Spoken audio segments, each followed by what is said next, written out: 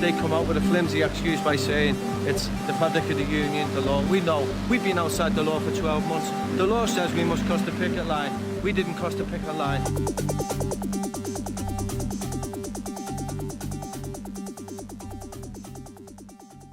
This is Steve Zeltzer with Workweek and Pacifica, and we have covered the struggle of whistleblowers, health and safety whistleblowers for many years, both private and public government agencies. And we have particularly focused on the work of Darrell Whitman, who is a federal investigator with the Whistleblower Protection Program and OSHA Region 9 in San Francisco, who began to investigate merit determinations of workers who came to him from a wide variety of industries who had been retaliated against, or that's what they alleged, for health and safety violations. He made merit determinations, and he began to find out that his manager did not want him to make merit determinations and do any investigations, whether it was Wells Fargo or PG&E or other companies, FedEx. And he was harassed, bullied, and terminated, along with the other staff members, lawyers at this Whistleblower Protection Program in District 9. And he began to bring together these whistleblowers that he'd worked with, who had been basically prevented from getting justice and getting accountability. And he also discovered that in the federal government, there were a large number of whistleblowers in all the different departments in the federal government who themselves had been retaliated against for exposing corruption and trying to get corrections to the corruption or accountability to the corruption. So as a result of that, there are a large number of whistleblowers throughout the country, federal whistleblowers and whistleblowers from private companies, who come together and have been working to get justice and bring this to the attention of the government. And they've had a constant runaround, even getting accountability, even through the U.S. government. So welcome to our show. Glad to be here. So Darrell, you've been working on this for how many years now? 13. 13 years. Amazing. Amazing. How fast time passes by. And at the time we got together, or I first interviewed you, was you were a delegate from AFGE to the San Francisco Labor Council. Right. And you raised the issue of your discharge at the Labor Council, San Francisco Labor Council, right. And they passed a motion in support of you. Right. You tried to get the AFGE national president to take it up as a federal employee, a member of the union. That never happened. And the fact of the matter is, workers in the United States are afraid to report health and safety problems because they are being retaliated against, and they're losing their jobs, and they're afraid to speak out, which is putting themselves and other workers in danger when people are afraid to speak out about health and safety problems. Let me start with by citing some facts. And these facts come from reports from within the government by the General Accounting Office. And this is the program that serves Congress when they want to know something about what's going on in a program or operation in the government.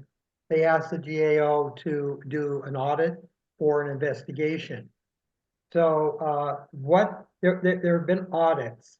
The GAO conducted 2 audits of OSHA and its whistleblower program back in 2008 and 2010. And what those 2 audits showed was the program had been, quote, failing to meet its mission since 1988. 20 years. And as they went through the program as it stood then, what they learned was 98.2% of the whistleblower complaints that were brought to OSHA were never investigated. I mean, you can't misinterpret that data, which meant you know, on an average, OSHA was getting 3,500 complaints a year, whistleblower complaints a year, which meant that 3,800 of the 3,900 were never investigated. And if you take that as an accumulation for private sector whistleblowers, it means that since 2008, when the audit was done, the GAO audit was done, until now, which is about 15 years, there have been close to 50,000 private sector whistleblowers who have been denied their constitutional right to file a complaint and have it investigated. 50,000. So then the second data point I want to point out is very much like that with regard to the Office of Special Counsel. Now, the Office of Special Counsel does for federal employees what OSHA Whistleblower Program does for private sector employees. Its sole mission is to protect whistleblowers, federal whistleblowers. Well, in 2018, the GAO did an audit of the OSC.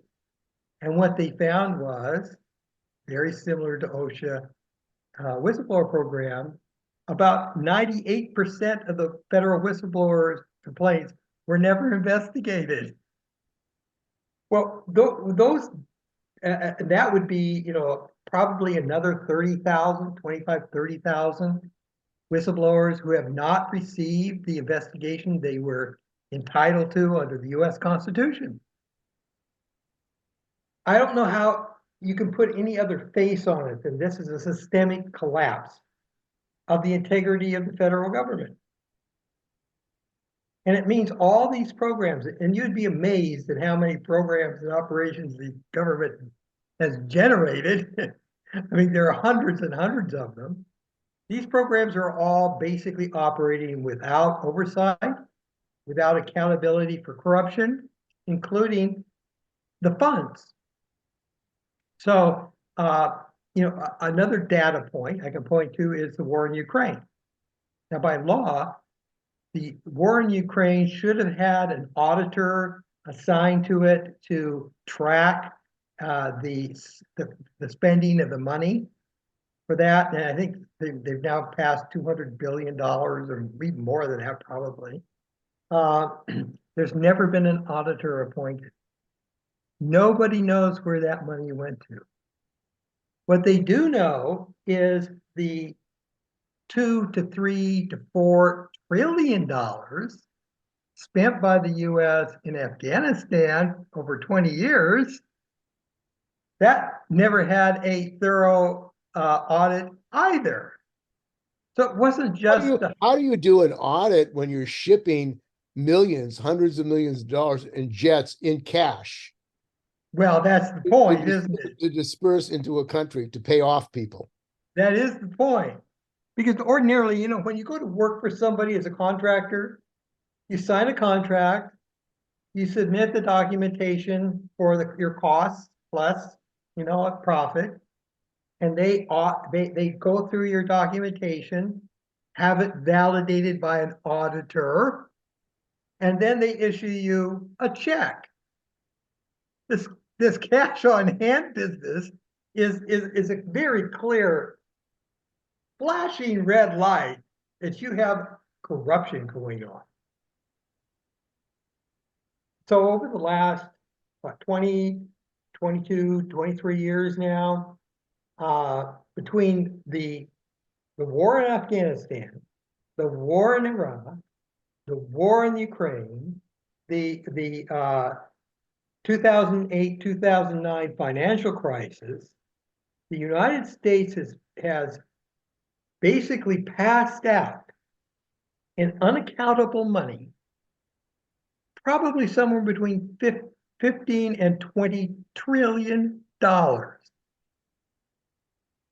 Now ask yourself, when you go to pay your income taxes next year, and the IRS rings you up and says, well, you've been selected this year as part of our sample audit program. We want your receipts. Why aren't they going to the contractors, the federal agencies, and the rest of the American government that's spending tens of trillions of dollars and asking them for the same thing? Well, it seems there's an unlimited amount of money for war. Israel, I mean, it sounds like the highest priority of both the Democrats and Republicans is to get billions more money to Ukraine and Israel. Well, we already know. I mean, the answer to this, actually, they're becoming very bold in telling us exactly what they're doing. You had Mitch McConnell about 3 weeks ago when he was asked on the hallway of Congress about this very question. He said, well, we shouldn't be so concerned about the money because it's just going to American contractors and then they give some of that money back to Congress. What was he saying? Well, Biden said in response to a question about the Ukraine money that it's going to contractors and districts all over the United States. Yes. And then back into the pockets of Congress. Because these contractors then give money to Congress people. Yes. For more appropriations for Congress for their military production. As I've come to understand it, we refer to it with the group that I work with of whistleblowers. These are wealth extraction projects, nothing more. Has nothing to do with the freedom and protection of Afghan women or Palestinian children or Ukrainian farmers. It's all about the money. And this trillions. investigation that you and other whistleblowers have been making, you have all this documentation. Right. You've done extensive research which documents the corruption of the Democrats and Republicans and the agencies that have basically been captured by the companies they're supposed to regulate. Right. No, we've identified about, let's see, about a dozen agencies. That would be like the Department of Labor is an agency. But then about 50 programs and operations that operate within these dozen agencies, all of which are fundamentally corrupt. And the inspector generals of these agencies are supposed to be in charge of inspecting to see if there's malfeasance and corruption. What are they doing? Well, what they're doing is they're protecting the corruption. That's what they're doing. It's amazing. You know, the fact is there's an organization now that was created specifically to protect the watchers, which are the IG. And it's called the Council of Inspectors General on Economy and Efficiency, not economy, on integrity and efficiency. Integrity. What's that about? The whole justification for this elaborate system, which employs offices of Inspector General in, I think it's 74 agencies, plus the US Congress. And each of these offices have hundreds of employees working for them. I mean, you look at the inspectors inspecting the inspectors? Yes, that's exactly what's going on. We're going to inspect ourselves, and we're going to give ourselves a clean bill of health because, you know, we're the elite of the elite, and nobody can challenge us because there's no oversight of the SIGI. No one is watching the watchers. Well, you have the supposed whistleblowers in Congress who are in the Senate who say that they're investigating whistleblowers. One of those is Patty Murray. Yes. Yes, and I mean, basically there's a cottage industry, as you can see in the last year or so, cottage industry about finding whistleblowers, and most of them are very legitimate federal employees who are concerned about, you know, the corruption in their agencies. But you're having all these Congress people, senators, House members, running around, making a lot of political capital off of these whistleblowers. They're not protecting them. They will throw them to the wolves when they're done. And the wolves are hungry. And you have tried to get congressional investigations Yes. of the whistleblowers that are in this group that you have. Oh, yeah. You've been doing it through Democratic and Republican Congresses, Democratic presidents, Republican presidents, Trump, Yep. all these, Biden. the bipartisan relationship. I mean, Democrat and Republican, and yet not one congressional investigation. Not one. In fact, we have only, let me think, once, twice, we've only twice actually got a response from any of these people acknowledging that we had made a disclosure of corruption to them. And of course, they buried those real quick. Well, you went to Senator Feinstein, Yes. in your case, about the corruption at Hunters Yes. Point Shipyard, Treasure Island. You went to Barbara Lee Yes. Oh, yes. office about attacks, discrimination against federal employees. And Yeah. in California here, Pelosi, Michael Madry, who was a whistleblower, presented Nancy Pelosi with evidence of corruption Yeah. against the program to supposedly clean up the air, the investigation of the toxins at Hunters Point Shipyard.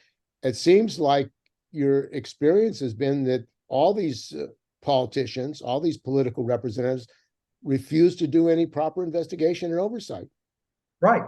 And I think that it's a reasonable assumption that they're not doing it for one of two reasons. Either they're very strong party loyalists to the Republican or the Democrat Party, and the report that they get somehow might endanger someone who is also connected to one of those parties. So they're told to sit down and shut up. And they do, because their interest is in getting reelected. Or number two, they're getting paid off. And you can see that with the Sam Bankman-Fried case, which just recently concluded, which showed him with his FTX crypto exchange, basically embezzling billions of dollars and passing on a lot of money to the Republican and Democrat Party leadership to distribute to their membership, according to those that were most loyal to them. And there have been no hearings about that. No, not a word. I can't even pick it up on the media radar anywhere. That the Democrats and Republicans are part of the corruption. They took money from this criminal.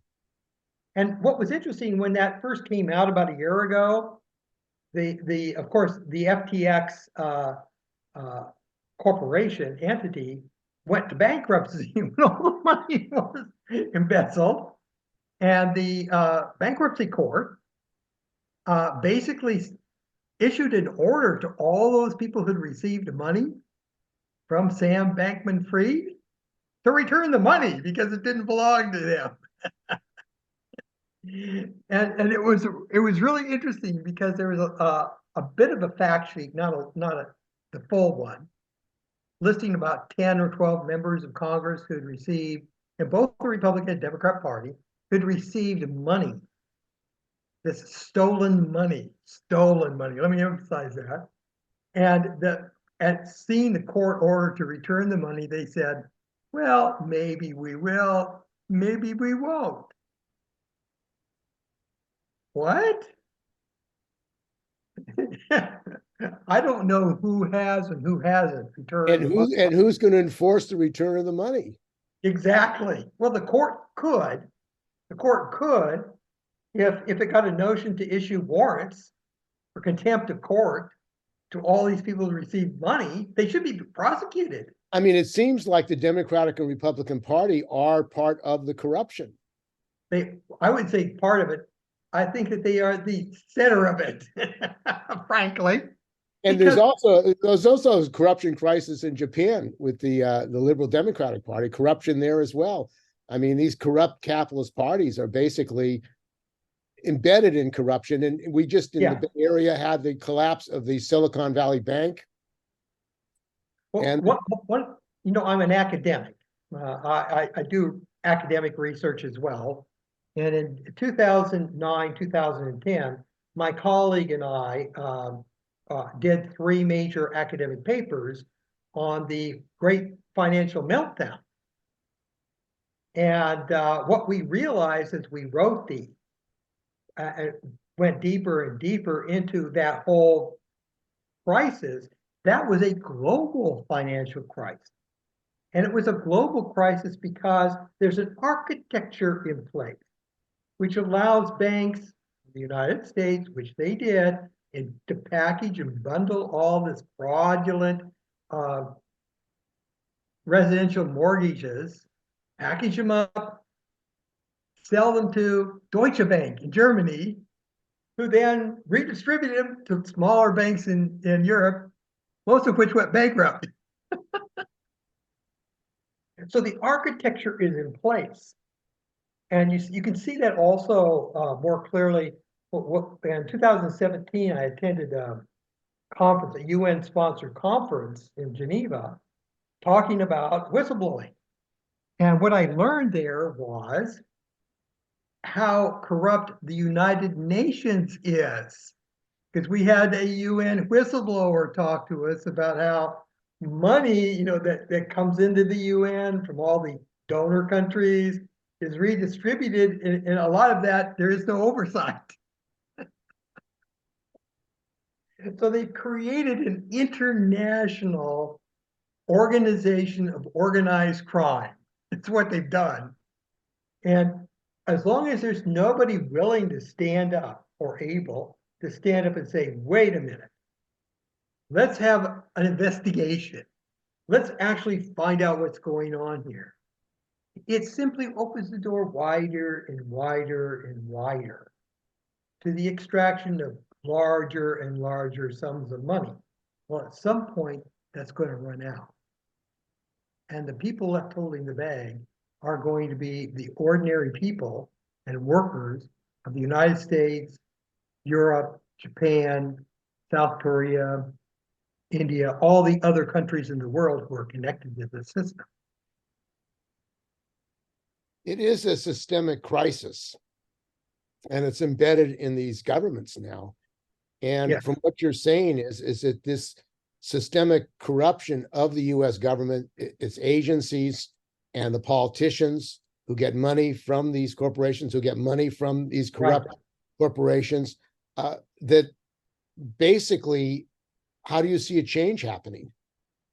Well, I was more optimistic 13 years ago than I am now.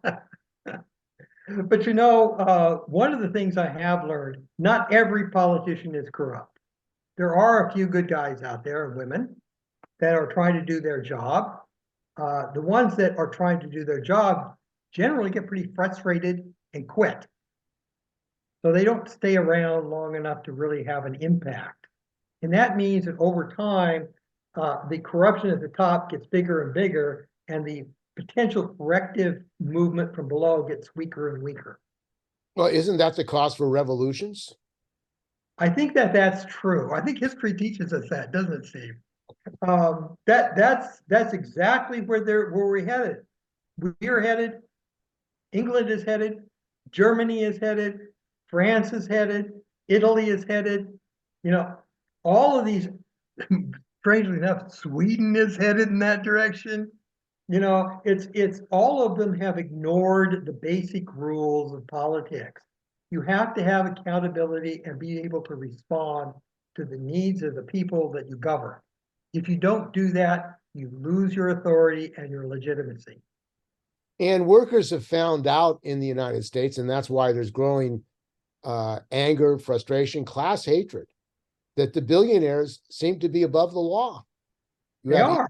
Elon Musk. It's not a mistake. That's true. I mean, that's tragic. That's absolutely tragic, but it's true.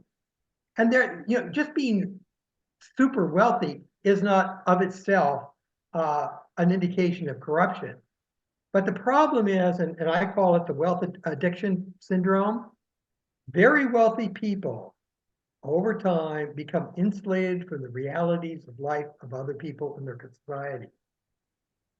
And they lose the capacity to see and understand what's going on with other people.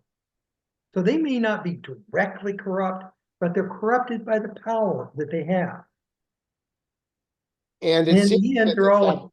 It seems that that power of these billionaires, Elon Musk and others, Jeff Bezos, and as far as health and safety for their workers, they're not being held accountable.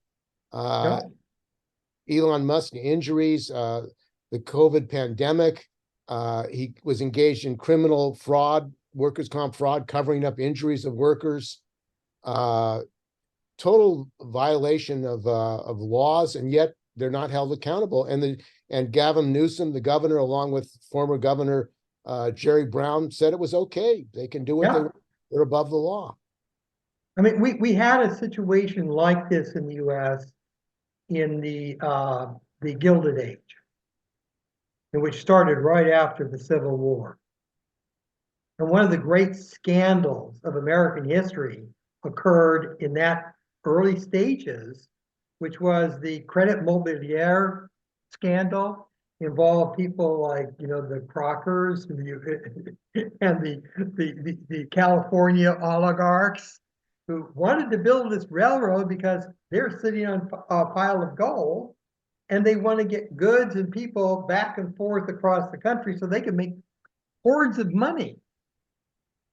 So what they did was they went to Congress to ask Congress to foot the bill, of course, and have everybody else pay for it, we'll profit from it. Well, in the end, Credit Mobilier collapsed. But the contract that they got to build the Great Intercontinental Railroad was that they got, get this, alternating sections along the railroad right-of-way. Section is 640 acres, 1 mile by 1 mile, alternating sections. Guess where all the towns, the roads, and the other things that connected to the railroad, guess where they were located? In those alternating squares. And that went all the way into California, and it went all the way down the Central Valley, so that for years, for, I don't know, maybe 80 years or more, the single largest landholder in California was Southern Pacific Railroad. And they had a sweetheart deal because they were going to basically, this is insane, but they were basically overcharging, fees for transport for all of the growers, including their own. Well, just a minute. The land that they owned and were using as agricultural land belonged to them. It was just like taking money out of one pocket and putting it into another. And this is how these, Huntington and Crocker and what was his name? There were 3 or 4 of these oligarchs involved in this project in California. That's how they came to control. Stanford. Yeah, Leland Stanford. This is how they came to control the natural resources of California. And they still do control the water and the land. And so this, how long can this go on? I mean, this is insane. Look, you have in California these broken nuclear plants. Yep.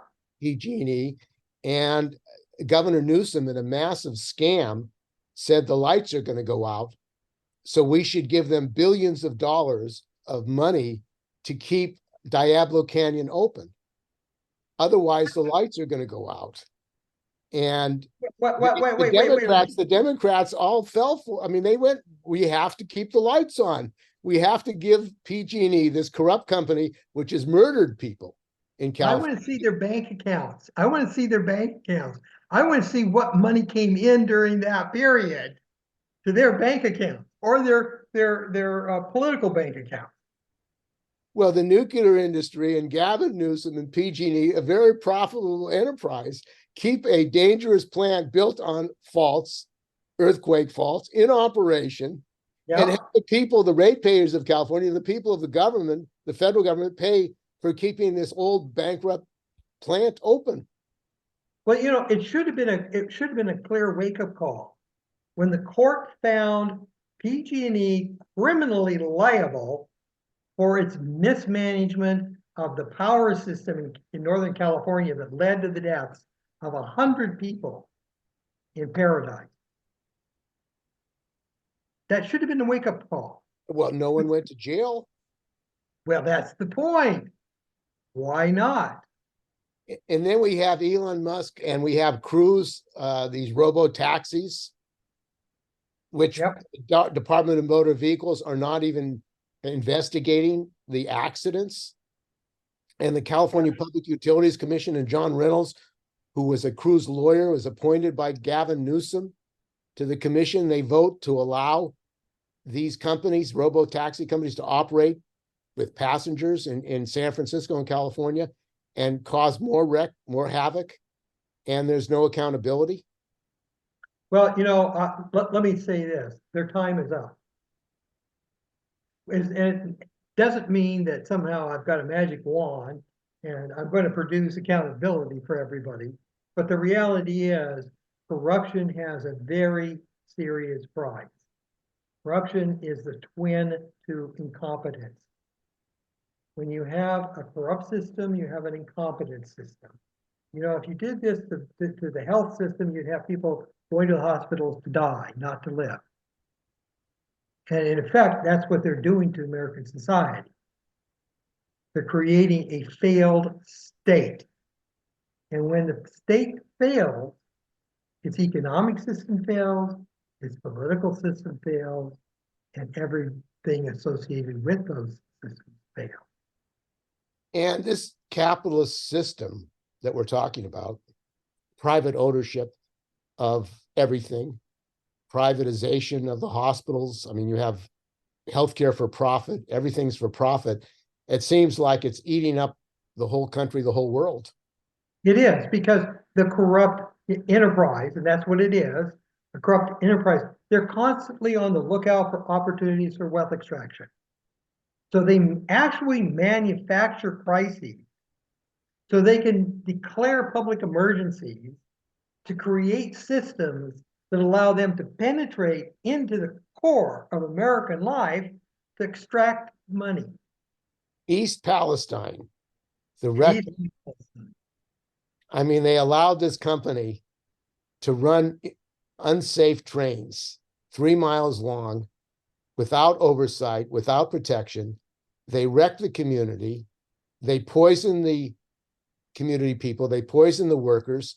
And President Biden and the EPA refused to even provide health care. They could declare an emergency and provide health care. So I just talked to a pipeline worker there who is losing his health care, and they're not taken care of. And you know what he told me? He said, no one wants the polluted water there. Not surprising. So Norfolk Southern wants to process it and sell it back to the people. Of course, for a profit, of course. For a profit. One of the, if I can leave just one observation about all of this. People have to understand they're not going to survive alone. This is not going to end until they end or they end it. And you can't end something like this without joining with other people on the basis of common interests, not on, oh, you know, you're the wrong gender, you're the wrong. I mean, this is insane. You've got to do it around common interest and be willing to work with people you might not want to sit down and have a drink with. But you've got to have what we used to call a popular front, basically, an organization of people with common interests to stand up and say, enough, we're not doing this anymore. And many of these whistleblowers were the reason they came forward, they believed in the system. Yes. They believed in that if they were told the truth about what was going on, if there were health and safety dangers, that they would get some response, that they would get action. And Republicans, Democrats, it doesn't matter. They all discovered that actually the system and the politicians, both Democratic and Republican, are corrupt. That must have been quite a transformation in their political understanding. Maybe you can talk about that.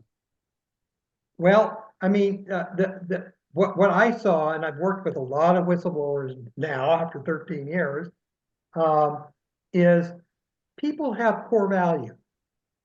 Most people have core value. The people who don't have core values we call sociopaths.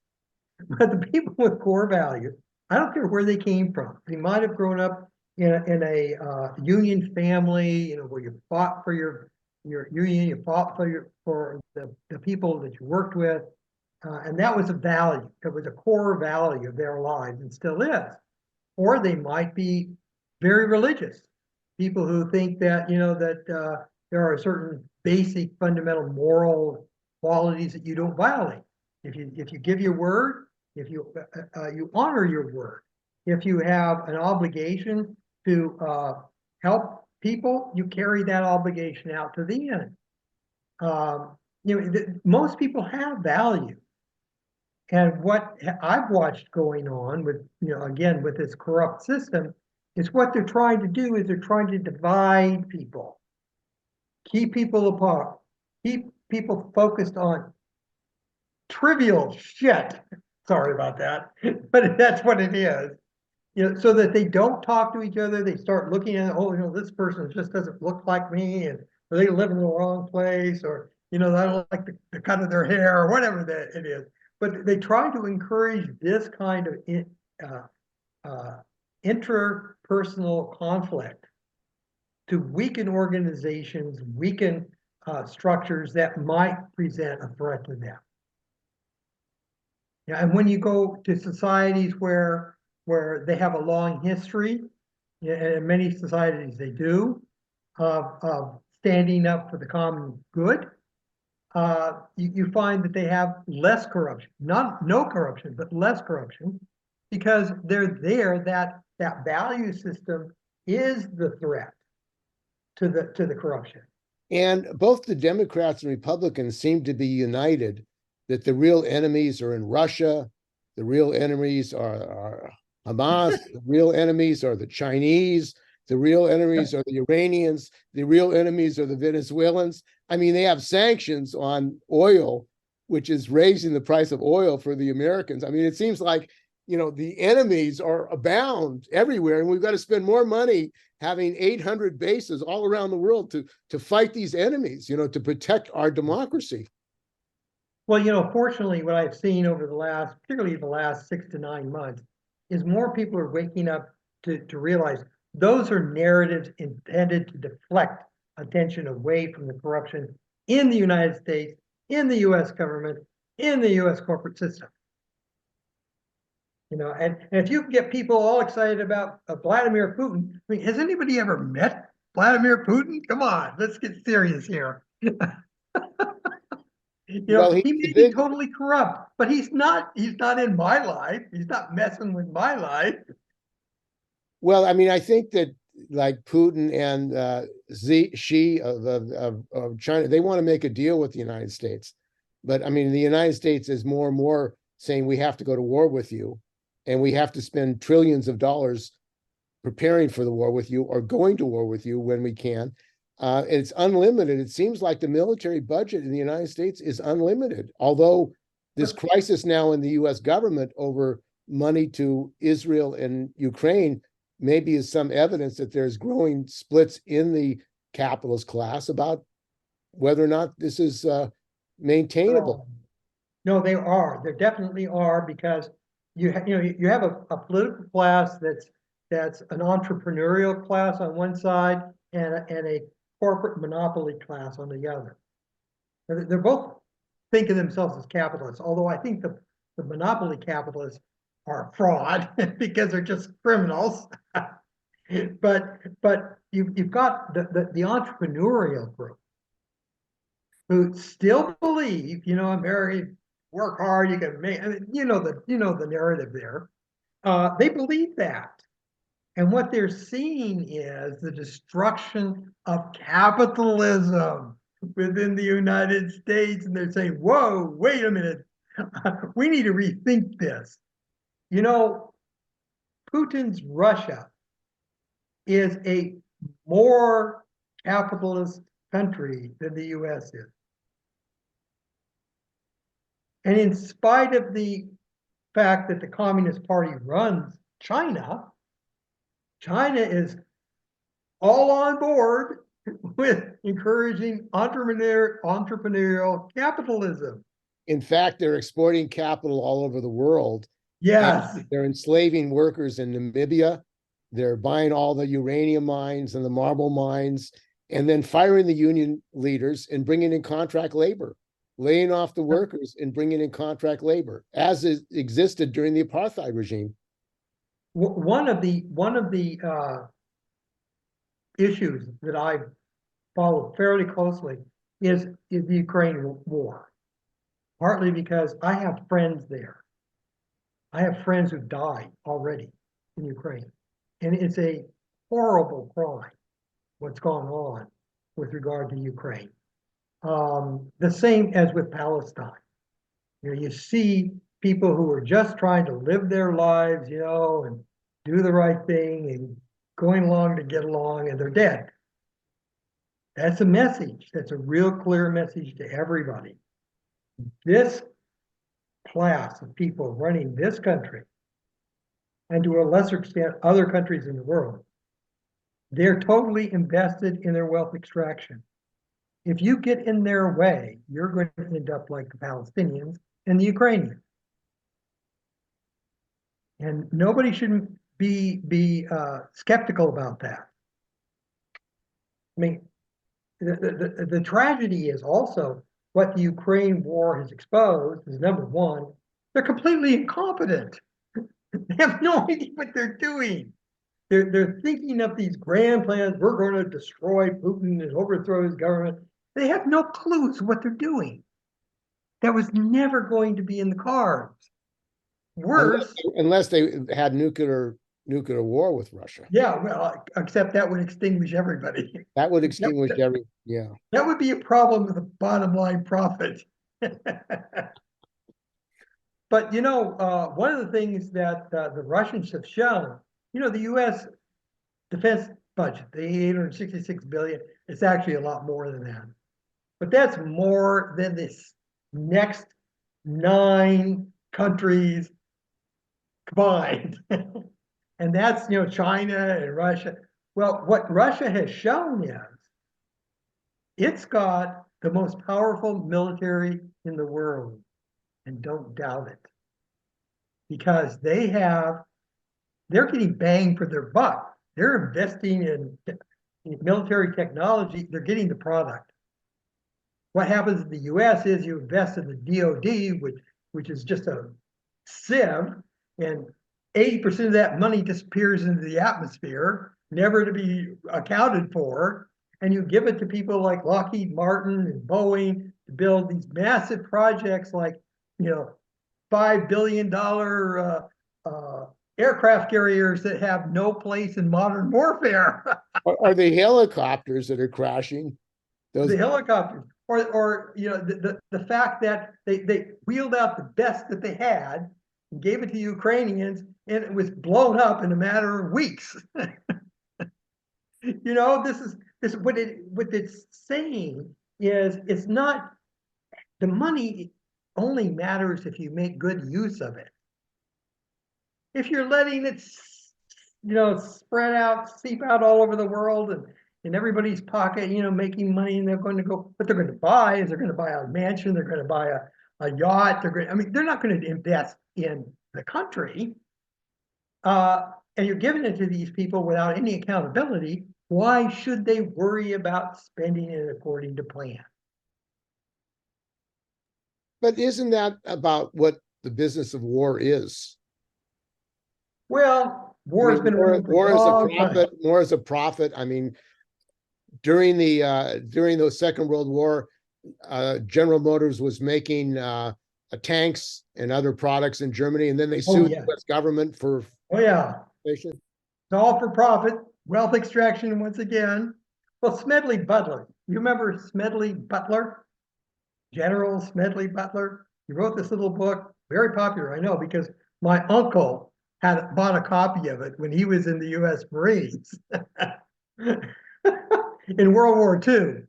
And its title is War is a Racket. So, the reality of what war in the context of capitalism is, it's always going to be for profit. And one thing a lot of people on the other side out there in the big world need to understand, if the US cannot make money off of fighting war, giving you military equipment, they won't do it. So your plans for this work that you've been doing over the last 11, 13 years, where is it going? And where do you see the next step as far as getting this information out? Because basically what we're talking about today in this program hasn't seen the light of day, even though many journalists know about it, have been told about it. Yes, indeed. And that's been the big challenge this last 6 or 8 months, is how do you get real documents, real facts, real information into the hands of people when the entire system of public information is thoroughly corrupt. It's very difficult. I've been kicked off of Facebook. I was kicked off of Twitter. And in terms of Facebook, I hadn't even used it yet.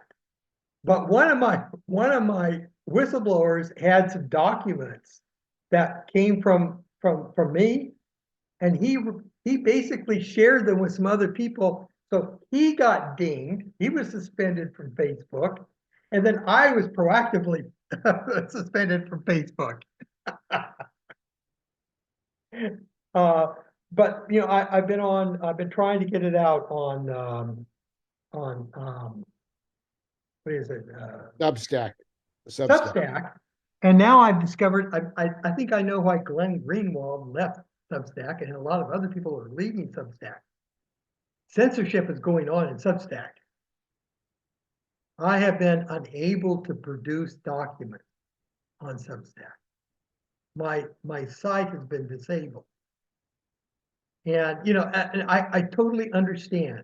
This is a group of people who, they're capitalists. They wanted to start something, it was on the idea that it was going to be free and independent and allow people to publish that whole shtick.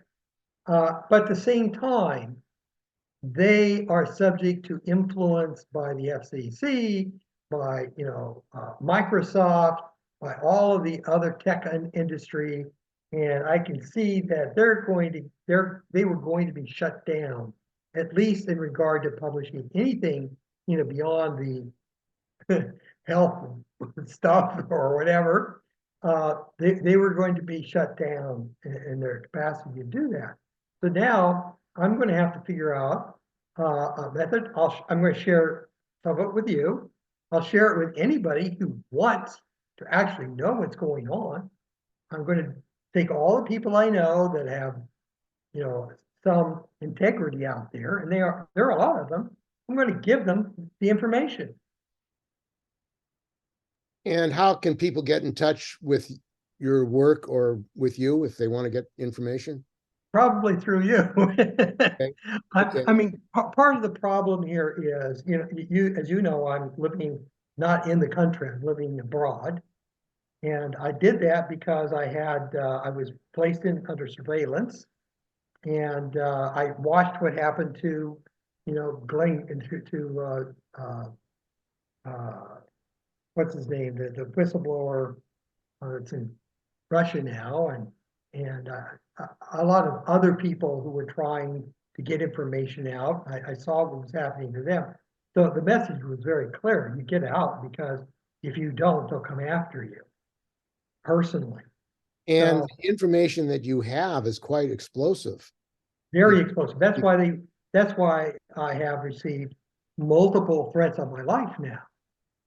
Even living, on the other side of the world. I was told that you have to be really careful because these people have long arms, which is absolutely true. And that's what they have done to people who have exposed the corruption. Journalists and others have been Yes. murdered for Yep, exposing corruption. absolutely. I mean, this is Stephen Luke's story, right? One of our group.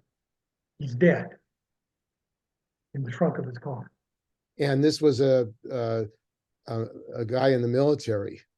Yes, he was a colonel, Air Force colonel, intelligence officer, and senior criminal investigator for the Department of Defense. And he was trying to deal with corruption in the Yes. military. And he went to the Inspector General of the Department of Defense. He was called into the Inspector General office. And a few hours later, they found his body in the trunk of his car. That's how bad it has become. And there was no FBI investigation, although that's None. required by law. Yes. So None. here you have a U.S. colonel who's a whistleblower in the military. He goes to the Inspector General of the Department of Defense, and 3 hours later, he's dead. And under law, they're required to have an investigation by the FBI, and they don't make an investigation. What did they say about this? Was it ever brought up? Oh, he committed suicide, He was troubled and depressed. Yeah, like Jeffrey Epstein committed suicide. Come on, you can't play this one over and over again before people catch up to the fact that you're lying. And Jeffrey Epstein, his books, and having testimony of all the politicians. Yeah, very dangerous. Very dangerous. Very, very dangerous. We aren't going to hear from Jeffrey anymore. That's right. Okay, well, I want to thank you very much for joining us. We've been talking with Darrell Whitman.